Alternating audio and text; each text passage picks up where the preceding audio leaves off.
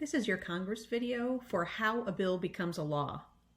This particular set of videos will go along with the worksheet that you're going to get in class, or you can find a digital copy online. So if you look at your How a Bill Becomes a Law worksheet, this is basically what it is. The top two boxes, you're going to type in Introduction to the Senate and Introduction to the House. As we move through this worksheet, you're going to write things on your worksheet, and then we'll take some time to take notes on your guided notes. So introduction is a formal term. It is officially meaning that the bill itself is being introduced to the chamber for recognition. Now, most of the time, this introduction is being done by the author. However, the author isn't necessarily the person that actually wrote the legislation.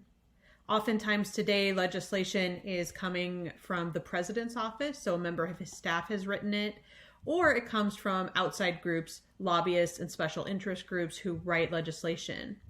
Then they have to get a member of the House and Senate to put their name on it as the author.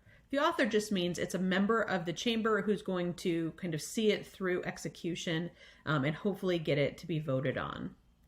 Now, most bills can start on either side, either the House or the Senate. So you'll notice that on your worksheet, you have two identical columns up at the top. That is because we're going to use the Senate on the left-hand side and the House on the right. Generally, it can start in either one. It does eventually have to go through both chambers, and sometimes it actually starts in both chambers at the same time and moves its way through. The only exception to this rule is that if it's dealing with revenue, which are tax bills, it has to originate in the House and then go to the Senate second.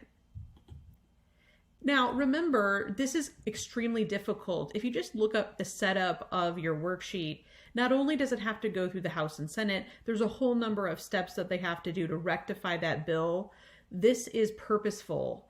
Remember, they split the legislative branch into two, which we call bicameralism, in order to create a separate check and balance in the legislative branch. In addition to that, it also has to be voted on or signed by the executive branch. So there's also a check and balance between the legislative and executive branches.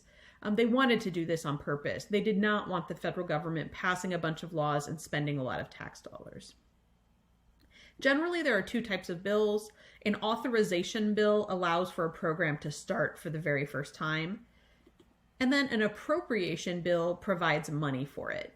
So once a program has been started, every year in the budget, they have to appropriate a certain amount of money to continue that particular program.